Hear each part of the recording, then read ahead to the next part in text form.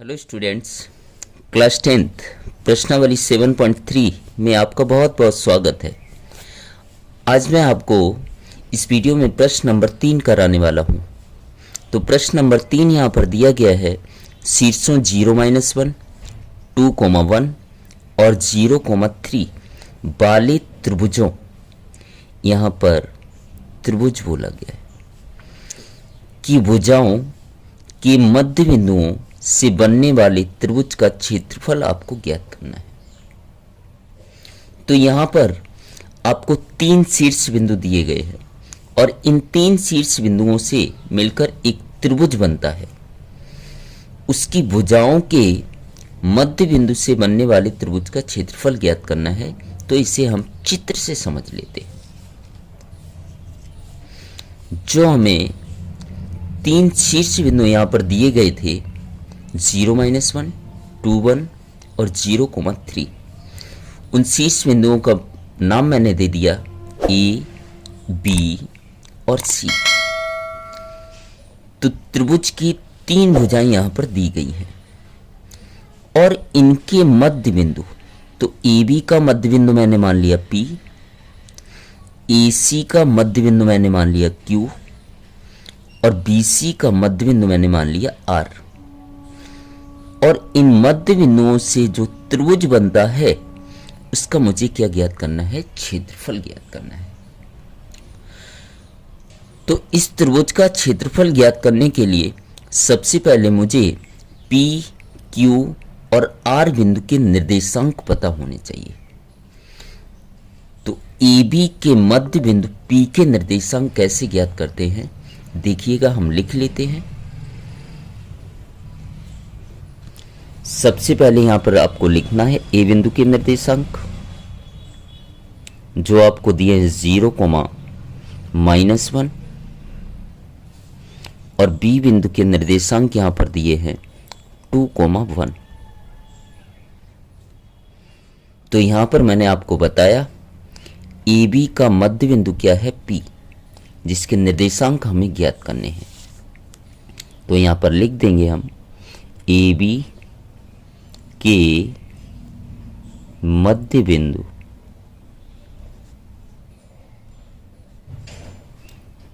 P के निर्देशांक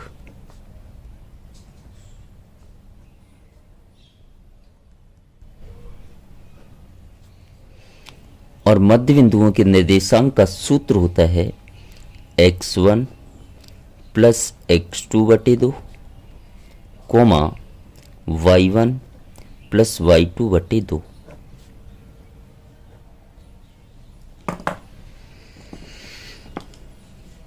पहला हमेशा x लिया जाता है, दूसरा हमेशा y। पहला x, दूसरा y। इसे नाम दे देता हूं 1-1, तो इसे नाम मैं दूंगा 2-2। तो हम इसमें मान रख देंगे।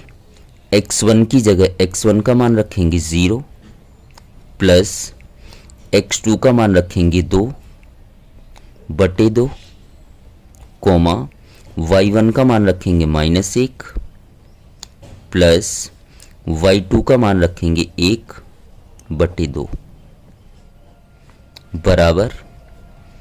इसे हल कर लेंगे तो 2 में 0 जोड़ेंगे 2/2 कोमा प्लस माइनस क्या होगा? माइनस। माइनस मतलब घटाना है, 1 में से 1 घटाएंगे 0/2। अब आगे हम हल करेंगे।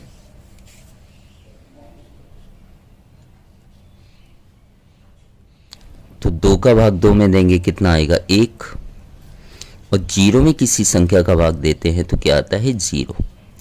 इस प्रकार से मुझे P बिंदु के निर्देशांक मिल गए 1,0।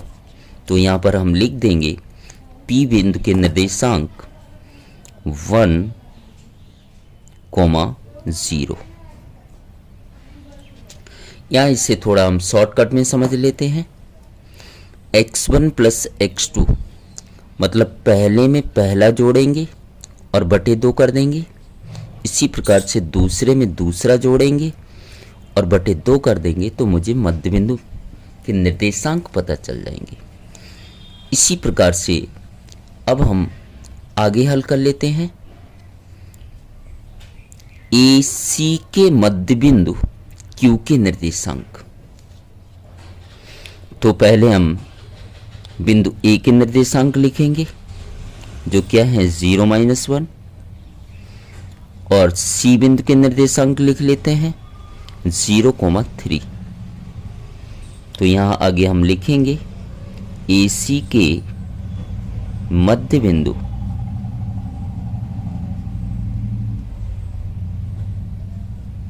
Q के निर्देशांक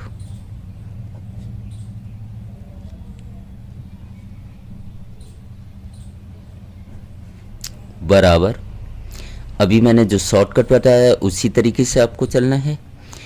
पहले में पहले को प्लस करना है तो 0 + 0 बटे 2 आएगा, कोमा दूसरे में दूसरे को प्लस करना है तो -1 + 3 बटे 2। इसे आगे हल कर लेंगे, 0 में 0 जोड़ेंगे 0 बटे 2, माइनस प्लस क्या होगा माइनस, माइनस मतलब घटा देंगे, घटाएंगे तो 3 में से 1 घटाया जाएगा तो क्या आएगा 2। चिन्ह वही आता है जो बड़ी संख्या के साथ, और बड़ी के साथ यहाँ प्लस है तो प्लस लिखा जाता नहीं है, बटे 2 जैसे का तैसा, बराबर 0 में किसी का भाग देंगे 0 आएगा, और 2 का भाग 2 में देंगे कितना आएगा 1। इस प्रकार से बिंदु Q के निर्देशांक मुझे मिल गए 0,1। तो यहाँ हम लिख देंगे Q के निर्देशांक 0,1। अब BC के मध्य बिंदु R के निर्देशांक इसी प्रकार से ज्ञात कर लेंगे। तो यहाँ पर पहले B और C बिंदु लिखना है आपको। B के निर्देशांक यहाँ पर आपको दिए हैं 2,1, और C के निर्देशांक दिए हैं 0,3। तो यहाँ लिखना है BC के मध्य बिंदु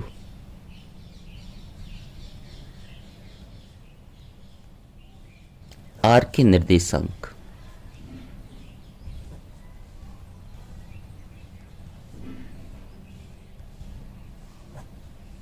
बराबर, तरीका मैंने आपको बताया है, पहले में पहले को प्लस करना है तो 2 + 0 बटे 2, दूसरे में दूसरे को प्लस करना है तो 1 + 3/2 बराबर 2 में 0 जोड़ेंगे 2 बटे 2, 1 में 3 जोड़ेंगे 4 बटे 2, 2 का भाग 2 में देंगे 1, 2 का भाग 4 में देंगे 2 दूनी 4।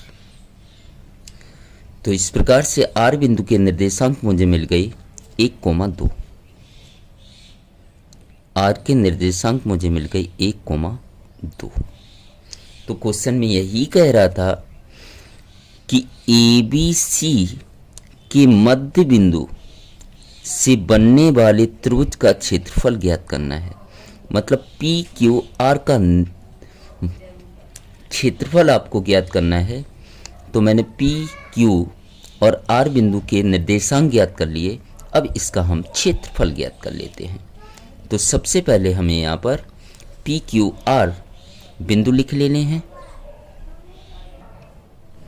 मैंने यहाँ पर बिंदु PQR लिख लिया। बिंदु PQR से बनने वाले त्रिभुज, बिंदु PQR से बनने वाले त्रिभुज का आपको क्षेत्रफल ज्ञात करना है। तो PQR से त्रिभुज क्या बनेगा, त्रिभुज PQR, उसका क्षेत्रफल ज्ञात करना है, जिसका सूत्र आपको पता है 1/2 x1 कोष्टक y2 minus y3 plus x2 कोष्टक y3 minus y1 plus x3 y1 minus y2। ये सूत्र किस प्रकार से बनाया जाता है उसके बारे में मैं इससे पहले के जो 2 प्रश्न कराए हैं उनमें मैं बहुत अच्छी तरीके से समझाया है, जिसका लिंक मैं आपको डिस्क्रिप्शन में दे दूंगा। तो सूत्र कैसे बनाया जाता है वहाँ से आप सीख सकते हैं। अब हम क्या करेंगे, इन सब के मान रख देंगे। पहला हम क्या लेते हैं x, दूसरा y, पहला x दूसरा y, पहला x दूसरा y, इसे 1 1 नाम दे देते हैं, इसे 2 2 और इसे 3 3। अब हम मान रख देंगे 1/2 कोष्टक x1 की जगह x1 का मान 1 ब्रैकेट, y2 की जगह y2 का मान 1 माइनस, y3 की जगह y3 का मान 2 प्लस है तो प्लस, x2 की जगह x2 का मान रखेंगे 0, y3 की जगह y3 का मान रखेंगे 2 माइनस, y1 की जगह y1 का मान 0 प्लस है तो प्लस, x3 की जगह x3 का मान 1, y1 की जगह y1 का मान 0 माइनस, y2 की जगह y2 का मान 1 रख देंगे और कोष्टक को बंद कर देंगे। अब चलते हैं आगे, क्या आएगा 1/2 कोष्टक 1 है तो 1, इन दोनों के बीच कोई चिन्ह नहीं जोड़ा, 2 में से 1 माइनस करेंगे 1, चिन्ह वही आएगा जो बड़ी संख्या के साथ है, बड़ी संख्या के साथ यहाँ माइनस है तो माइनस, प्लस है तो प्लस, 0 है तो 0, बीच में कोई चिन्ह नहीं जोड़ा, 2 में से 0 माइनस करेंगे 2, प्लस 1 है तो 1, बीच में कोई चिन्ह नहीं जोड़ा, 0 का कोई मतलब होता नहीं तो क्या बचेगा -1, माइनस का है इसलिए कोष्टक में। अब आगे हल कर लेते हैं, क्या आएगा 1/2 कोष्टक माइनस है तो माइनस, 1 का गुणा 1 में करेंगे 1, प्लस है तो प्लस, 0 का गुणा किसी में करते हैं तो 0, अब यहाँ प्लस माइनस क्या हो जाएगा माइनस, 1 एकम 1। आगे चलते हैं तो क्या आएगा 1/2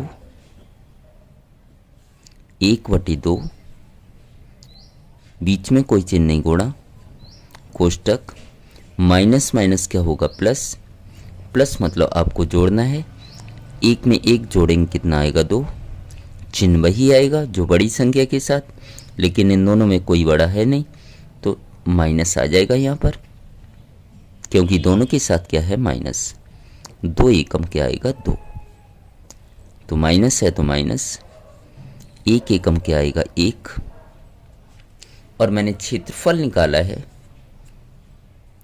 -1 आया, तो क्षेत्रफल कभी माइनस में नहीं होता है, तो यहाँ पर लिख देंगे क्षेत्रफल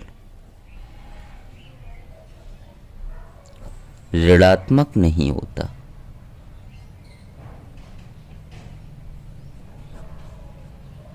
नहीं होता।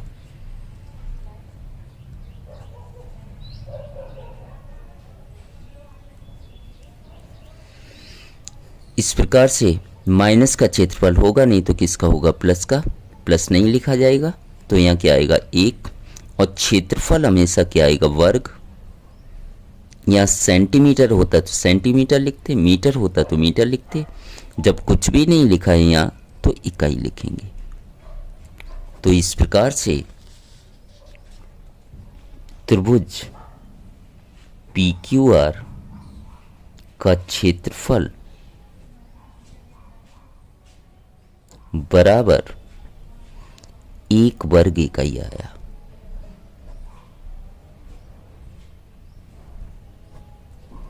यही आपसे पूछा गया था कि ABC के मध्य बिंदुओं से बनने वाले त्रिभुज का क्षेत्रफल ज्ञात कीजिए, तो पहला आंसर आपका ये हो गया। अब चलते हैं आगे। आगे प्रश्न में क्या कह रहा है देखिएगा, आगे कह रहा है कि इस क्षेत्रफल का, जो मध्य बिंदुओं से बनने वाले त्रिभुज का क्षेत्रफल मैंने निकाला, इस क्षेत्रफल का दिए हुए त्रिभुज के क्षेत्रफल के साथ अनुपात ज्ञात कीजिए। दिया हुआ त्रिभुज कौन सा है? जो मैंने आपको बताया था, दिया हुआ त्रिभुज क्या है? A B C. उसके क्षेत्रफल के साथ अनुपात ज्ञात करना है, मतलब मुझे ए बी सी का क्षेत्रफल भी ज्ञात करना पड़ेगा। तो ज्ञात कर लेते हैं हम। तो सबसे पहले ए बी सी बिंदु के निर्देशांक लिख लेंगे। तो मैंने यहाँ पर ए बी सी के निर्देशांक लिख लिए और त्रिभुज ए बी सी का क्षेत्रफल ज्ञात करना है, तो मैंने सूत्र लिख लिया। अब मुझे इनके मान रख देने हैं।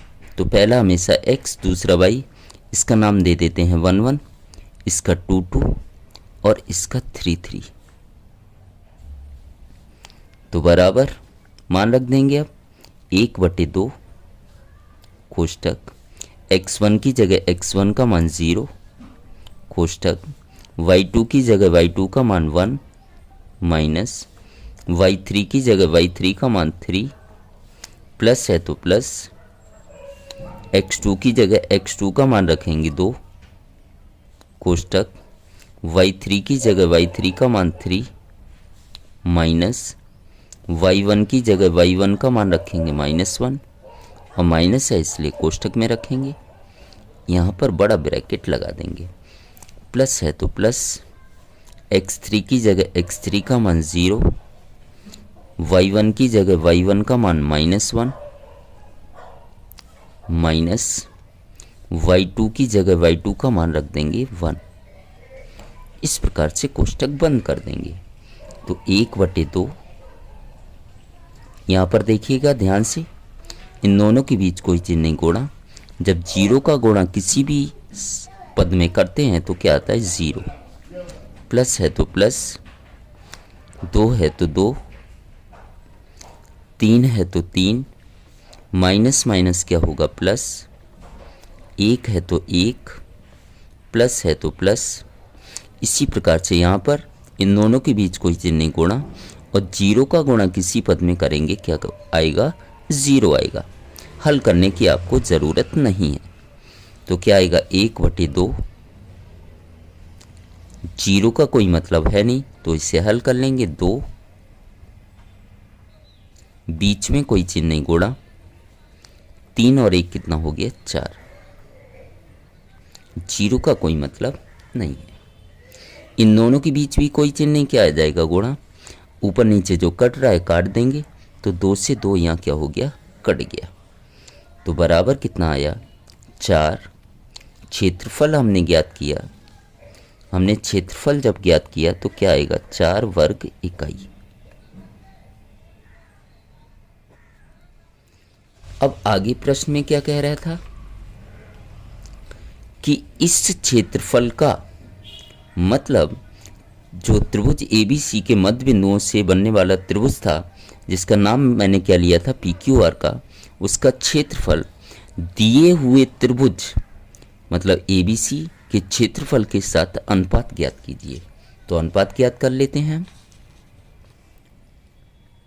तो त्रिभुज PQR का क्षेत्रफल, अनुपात जब भी ज्ञात करना हो तो आपको बटे में लिखना होगा, बटे त्रिभुज ABC का क्षेत्रफल।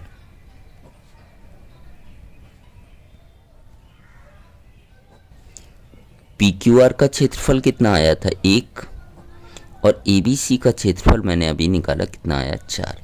अगर मैं इसे अनुपात में लिखता हूं तो कितना आएगा? 1:4। यही आपका फाइनल क्या होगा? आंसर। उम्मीद करता हूं मेरा यह प्रश्न आपको समझ आया होगा। इसी प्रकार के अन्य वीडियो आप देखना चाहते हो और चैनल पर पहली बार आए हो तो चैनल को सब्सक्राइब जरूर कर लें और मेरा पढ़ाया हुआ अगर आपको पसंद आता हो तो अपने दोस्तों में ज़्यादा से ज़्यादा शेयर करें। Thank you so much. और 7.1 7.2 का लिंक मैं आपको डिस्क्रिप्शन में दे दूंगा और दूसरे चैप्टर के वीडियो अगर आप देखना चाहते हो तो आप हमारे चैनल पर जाइए और प्लेलिस्ट में जाकर सारे के सारे वीडियो देख सकते हैं। Thank you so much.